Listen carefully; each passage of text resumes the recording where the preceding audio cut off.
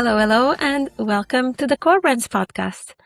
Today, I have the pleasure to chat with a former client of mine, Aislinn Horgan, award-winning nurse, medical tattooist, and founder of by Aislinn Micropigmentation Studio, Ireland's leading clinic for restorative micropigmentation. With a background in nursing and a deep passion for healing, Aislinn specializes in 3D nipple and areola tattooing, scar revision, and brow micropigmentation for people recovering from surgery, trauma, or illness. Her work blends medical precision with real artistry, and she's helping people feel confident and complete in their own skin again. Without further ado, let's welcome Aislinn. Hello, Aislinn, and welcome to the Core Brands podcast. It's a pleasure to have you here today. Hi, Roberta. Thank you so much for having me. I'm very excited to chat to you today. Likewise. So, Aislinn, as you know, I always like to start with the icebreaker question. So, since you transitioned from being a nurse to, working with ink, have you ever thought to yourself, was there always an artist underneath the scrubs? Yeah, that's a funny one because I would have always said for years, I'm not an artist. I'm not an arty person. But I suppose when you think about it, I am quite creative, in terms of like absolutely love interior design. I love gardening, so flowers and color and all of that are something that I really have a passion about. So I suppose when I really think about it, there must have been some sort of an artist in there somewhere. A love for the aesthetics. So I think that definitely, I think because for a long time when I was thinking about doing this and when I was thinking about possibly transitioning into this role, I did talk myself down quite a lot, saying, no, you're not an artist. You can't do this. How could you do this? And I did dismiss it for quite a number of years. And thinking back, I was like, why did I push it away when it kept revisiting me in so many different ways? And then, it was only when I really took a step back and went, yeah, there must be some kind of creativity or art in me, So that's a very long-winded answer. No, that's all right. That's all right. So when did you exactly, if you can pinpoint, realize, okay, so I'm putting the nurse career on the side and I'm just going to dedicate myself to this business and this is what I really want to do? Was there like a pivot point? Yeah, it's something that I, as I was saying, it was something that had been on my mind for quite a number of years.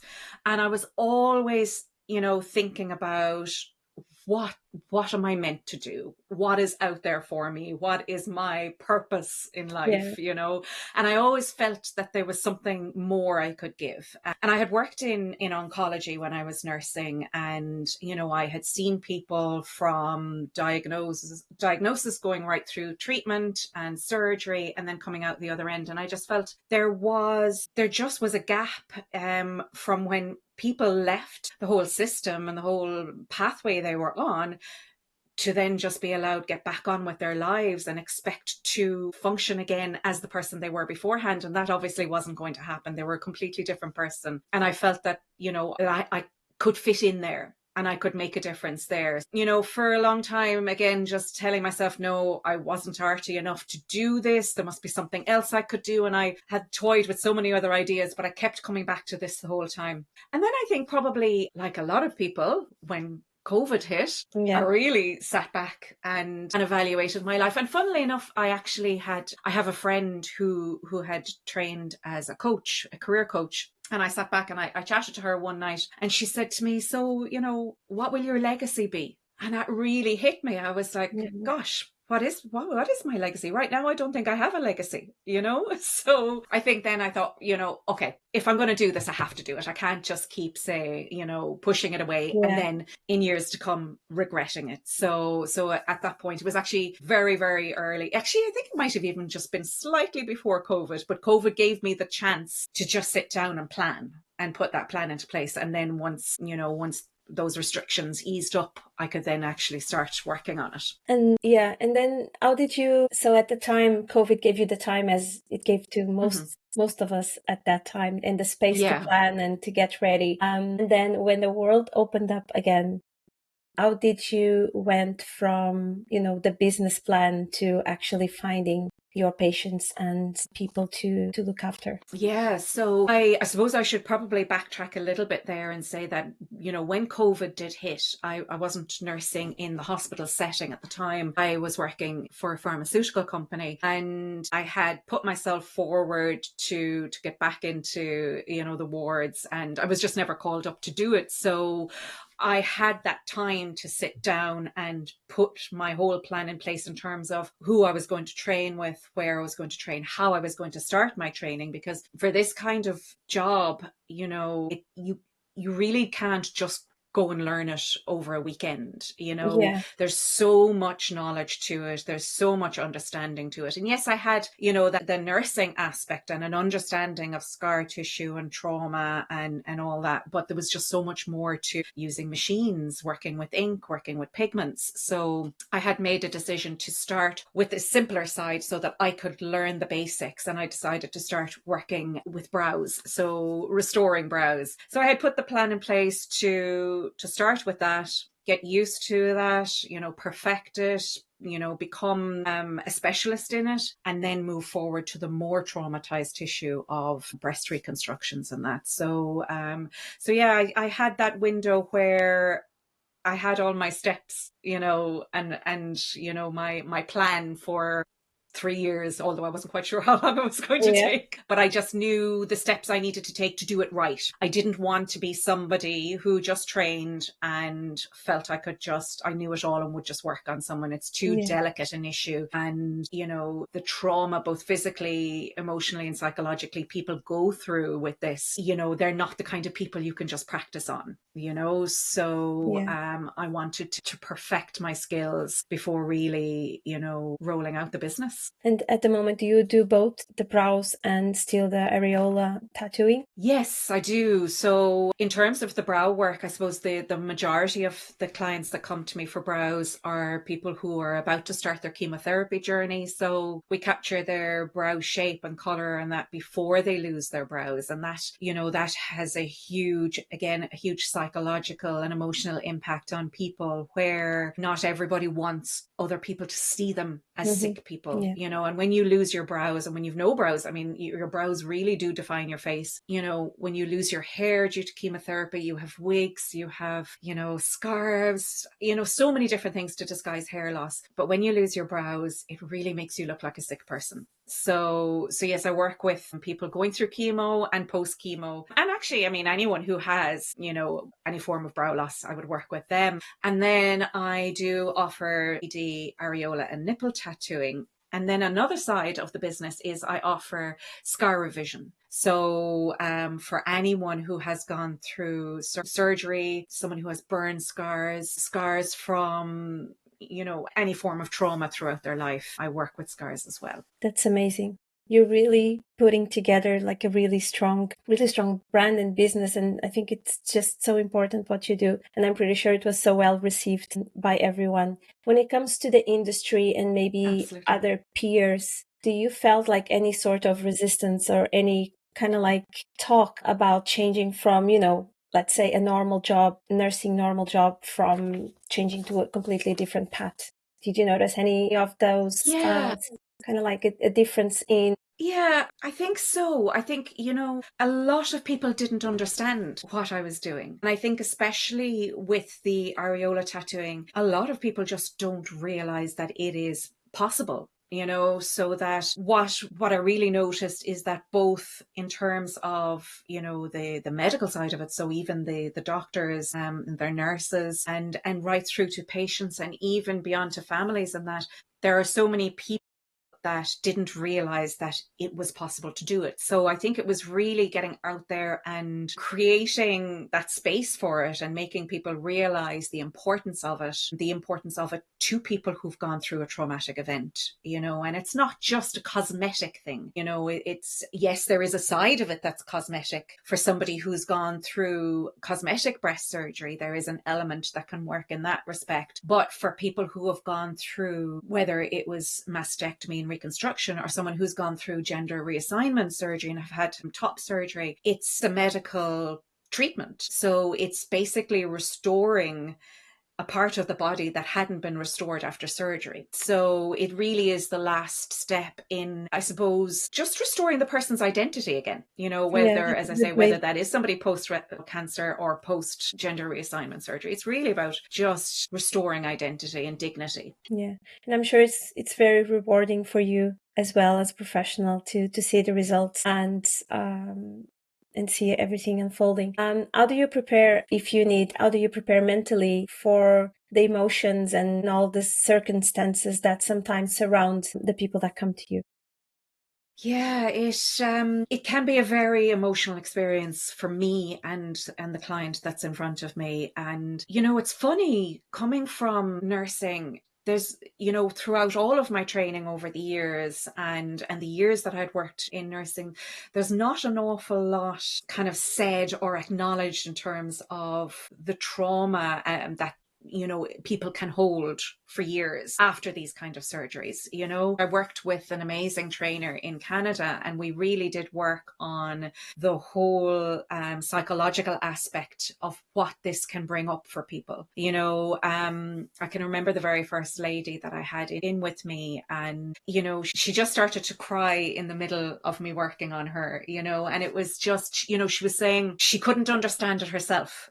She couldn't understand where all of this emotion was coming from. So we just sat, I stopped working on her, and we just sat and we just let that emotion come out, and it's just really important because there's a lot of that is stored subconsciously and within the tissues, and there's so much going on that people can find it very hard to understand. So for me, I do sit with people. I will cry with them. I will listen to them. I will let them sit in silence if they want to sit in silence. And then once they're ready, I'll start working on them again. But I think it's really important for me not to take on all of that emotion as well. And that can be very difficult, so I do allow myself time between clients to just come down emotionally, just to de-stress from whatever situation we might have been in terms of, the trauma that was there, and to just get myself ready for the next person. So it's very important for me to not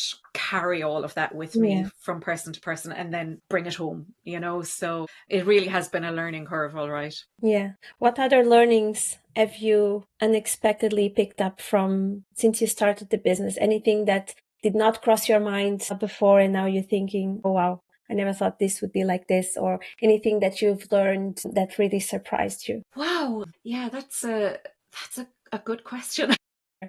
It's such a big difference working for someone else and having your Yeah. own business. Was there anything that let's say happened or changed in your lifestyle that you thought that would be different, or maybe not? Yeah, it's funny. You're right. There is such a huge difference between working for somebody else and working for yourself. And growing up, my mum had her own business.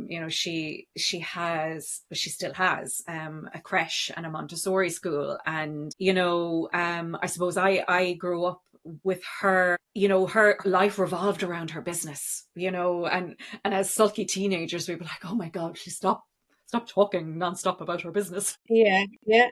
But I realize that when you have your own business, you It's can't your whole stop life. thinking about it. Yeah. Your It's a whole life constant. revolves around it. Yeah. And Yeah. and we didn't understand that growing up. We didn't get that. And my mum always said it to us. If you had your own business, you'd understand. But I really do understand now because I'm bringing it home with me. There's so many aspects to the business you do bring home with you. You're not just closing a door and going home and forgetting about it until the very next day. Yeah. So there is so much to it in terms of, I suppose working with clients, the administration side of it. The admin is just the bane of my life, I must say. But there are so many learnings from it that I had heard about, but I didn't quite realize, Yeah. the depth of how much you take on when you have your own business. Yeah, yeah, absolutely. Like everything looks great on the outside and Mm-hmm. feasible when people tell us, but then when it's in our shoes, it's almost Yeah, like a 24/7 constant. it really is. Yeah, absolutely. And it is hard to step away from it. And you probably realize that yourself, even when you're away with your family and, you are constantly thinking about the business, I do, even when I try to take that little step back, I still have, I still reply to emails. I still have people that want information, they might want to book in. And I feel, I suppose, particularly with the nature of my business, I feel when someone reaches out, they're at a very vulnerable Yeah. stage. They're not always sure that they're ready for the step. So it does take a lot of talking and a lot of conversation, just creating that space where they feel safe and understood before they even get to the point where they make the decision to go ahead with it. So I feel that I do make myself available to people to answer questions, because I think that if someone gets to the point where they make a decision, I'm going to reach out, I'm going to look for information, and they don't get that response as quick as they want, I think it can affect people. Yeah. Now, I do need to, I suppose, protect myself as well, where I can't be on constantly, but I do always reach out, and I might say to people, look, I'm away for the next couple of days. I have little information booklets I can send you, and or sometimes we just do a very quick WhatsApp call, very, very quick, introductory call, and then we'll meet up afterwards. So it is hard to step away and to allow myself have my time and my family time, and I think I'm still juggling with that. Yeah. Yeah, I think that that's never going to be perfect, at least from my experience. It goes up and down. Like sometimes I feel like I have control of everything and I have everything really planned, my days planned, the week plans, only calls Tuesdays and Thursdays. And then for some reason I have to take one day off one week and I try to compensate the next week and then all goes downhill from there. And then it's Yeah. all a real relearning, and we keep doing adjustments and see how things work. Yeah. But I think the most important is that we feel, like you said at the beginning, that you find the purpose and you kind of like feel like you're doing Mm-hmm. something meaningful and supporting people that really benefit from your services. And you have clinics in Cork and Dublin, am I correct? If I I remember. do, and Galway. In Galway. So yes, so I have a clinic in West Cork, a clinic just outside Cork City in Bishopstown, and then I also do clinics in Galway and Dublin. So I think the reason why I decided to branch out into other areas where I am based in Cork, but I am the only person in Ireland that's approved by Leia Healthcare as a benefit for their members. So not everybody was able to travel to me. So people from Galway or from further north, or Midlands or Dublin, not everyone was able to travel to Cork. So I just looked for an opportunity then to collaborate with a medical clinic so that I could offer my services to people in those areas. In Galway, I work out of the Galway Plastic Surgery Clinic, which is run by Mr. Niall McInerney. And then in Dublin, I work out of Roach's Cancer Care Clinic in Kimmage. So it's great to be able to offer the services to people who just don't, they just can't. I mean, having to go down to Cork or West Cork can be quite an ordeal for some people, where they might be relying on other people for transport, or they have to take a whole day to travel and travel home again afterwards. So it's worked out really well, actually, having the clinics in the different locations. And for now, I'm really enjoying it, actually. Great. That's really great. Just looking here on the topics that I wanted to cover with you. And I don't know if I can ask this, but maybe without sharing any names, is there any particular experience with a client that you want to share? There are a few, actually. There's, well, let me think. Okay, there was one lady where it was probably early enough in terms of the business, and I had a lady contact me who had just been diagnosed with breast cancer, and she was about to start chemotherapy. So she came to get her brows done, and she was in a very vulnerable state. I mean, she had just had the most awful news, and she had young kids, didn't know how to tell them, and it was quite an emotional interaction between the two of us. It was very upsetting for her. That morning she had gone to get fitted for a wig, and then she was coming down to me to get her eyebrows done, and she was very scared. My goodness, my heart absolutely and utterly went out to her. She stayed with me for so long. And in the whole process of getting eyebrows done, or even getting the, pointing to my screen behind me, but even getting the areolas done, it's done over 2 stages. So approximately, we did the brows and we took a little bit longer to do them than we normally would in terms of an appointment time. But she was coming back into me 8 weeks later, and she came back in a different person. You know, she had gone from being a really scared person, scared of the journey she was going on, scared of the experience she was going to have, and scared of everything around it, to coming in and being so on top of things 8 weeks later and confident. And she knew where she was and how she was. And it's kind of hard to explain it, but, you know, it really hit me, you know. And I was fascinated. I just thought she was incredible. And I've seen that a lot over the different, you know, number of years that I've been working now, where, you know, it's such a tough time to come into me first to capture your brows, you know, ahead of treatment. But at least I can talk to them and talk to them about other people's journeys and other people's experiences and how they're going to feel in 8 weeks time, you know, that they're going to come back in and say, you know what, I'm on top of this. I can do this. And then I think another story was a lady who came into me to get an areola tattoo. Actually, she had originally been a client of mine for brows, and I had met her pre-chemo, and she'd been with me for a couple of years, and eventually had her mastectomy and reconstruction. And she came back to get her areola done, and she said, you know what, I don't know, do I need it? But I just said I'd do it, and, you know, it's just something, a box ticked. And again, when she came back in 8 weeks later, she said, actually, do you know what? I had no idea how much I needed this. And she just had a whole new lease of life. And it actually still gives me shivers, just the way she said it to me, and just how much it meant to her to actually get it done, where previously she didn't even know how much it was going to mean to her, you know? Yeah. And it just changed her life in terms of her confidence, her sense of self. You know, she felt she had her femininity back.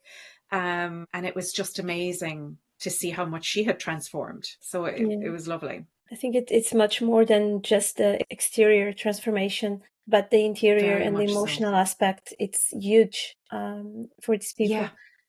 Very much so. And I find, sorry, Roberta, I do find that people, a lot of what I get the first time I chat to people is, oh, you know, it's probably just vanity. And it's not. It's not vanity at all, whether it's your brows, even for someone who has thin brows and wants to get them done to feel better about themselves. Never at any point is it vanity. You know, brows, areolas, scar revision, trying to reduce the visibility of scars.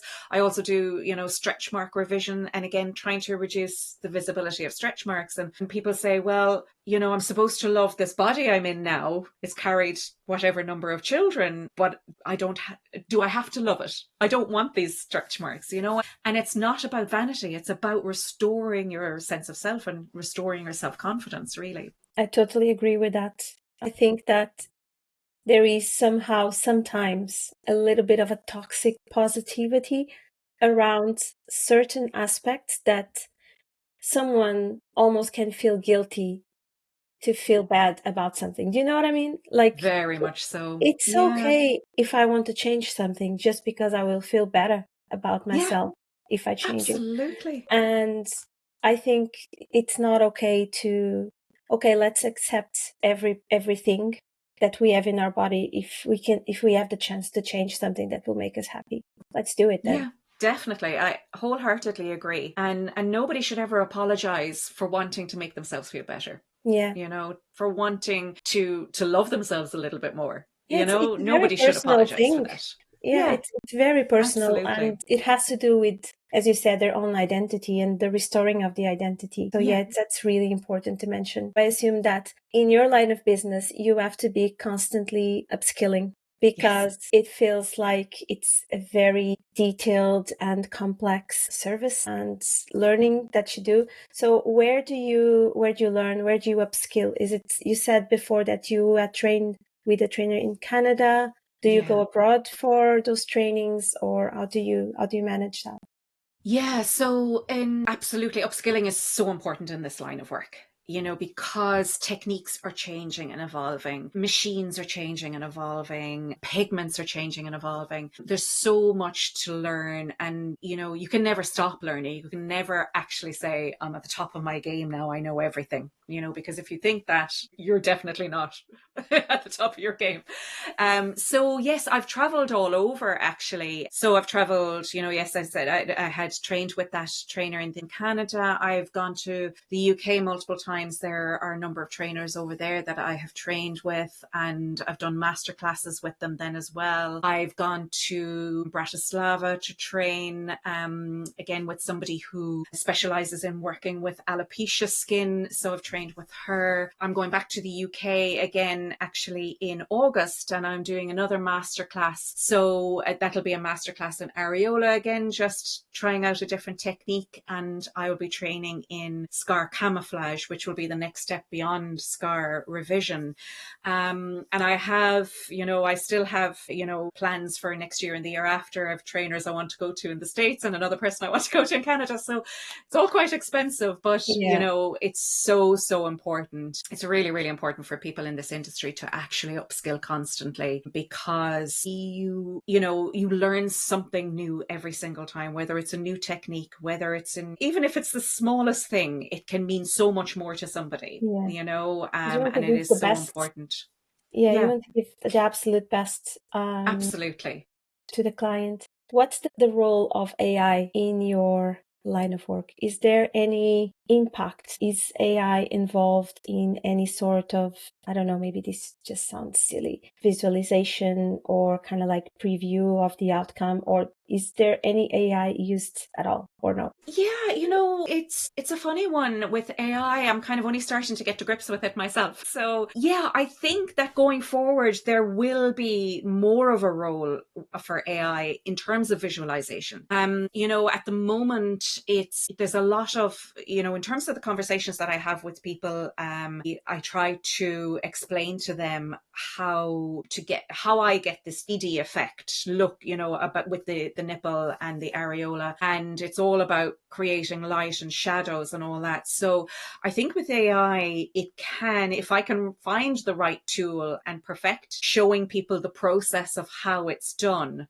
and how it will appear throughout the sessions, then I think there's definitely a role in that respect. I have played around with AI in terms of trying to, I suppose, get it to understand what my clients are going through, and then trying to see what kind of feedback it gives me in terms of where it sees the whole psychological impact, how I can perfect my services in terms of, what I can provide for people. But it's just a lot of playing around at the moment. Yeah, okay. But I think definitely there will be more of a role, because a lot of the time now I'm showing people before and afters in terms of photographs, so they can see the different types of surgical scars we're working on, the different types of reconstructions I'm working on, and how they appear afterwards. But it would be lovely to have a process to show people as well. I wouldn't necessarily be the most technically minded person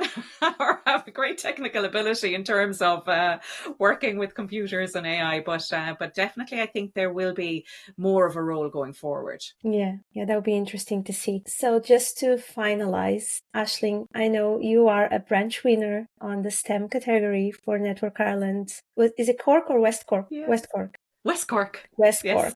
So huge congratulations. And with that in mind, I think it's a great achievement. I think women in STEM they need to be celebrated. And what do you see panning out for the future for your brand and your business? What are the plans, if you want to reveal to us? So thank you so much. Yes, it was lovely to win the branch awards for Network Ireland West Cork. And yes, I think, it's amazing to have won the STEM category as well, because I think there's such a future for this type of business. There are very few people carrying out this kind of work in Ireland at the moment, and I think it really, really needs to be recognised and respected, as both medically and I suppose emotionally, psychologically. It really needs to be seen as a part of the whole process for that individual and the experience that they've gone on. At the moment, it's seen by some as nice to have if you want to have it. A little It's not extra. seen. Yeah, exactly. And I think it needs to be seen as not just a service, but a recognized step in the final part of the journey that people have gone on, and a very, very valuable and important step as well, and that no person is complete without it. Now, there are people who can decide not to get it done, and absolutely, they don't have to have it done. And also people who decide to not get a reconstruction but can get the colour put on a flat chest, following mastectomy. So I think to have this recognition again of the business award within the STEM category, it really does, I suppose, give validation to the importance of the business and visibility. I think it's really, really important for me, or for I suppose for me to get, how am I actually saying this? I'm actually getting tongue-tied now, but I think it's really important for this line of work to be recognized and seen. So there's a whole cohort of people out there that would value this, but don't realize it's available to them. Yeah. So I think it's once it starts to get recognized, and once that visibility gets out there, once people start talking about it, if it's seen on a newspaper or spoken about like this on a podcast, or, spoken with people over coffee, it's hugely important. And I think this is only the start of it, but I really do hope that it just continues to grow and evolve into a really, really valuable part of the recovery for people. Yeah, I completely agree.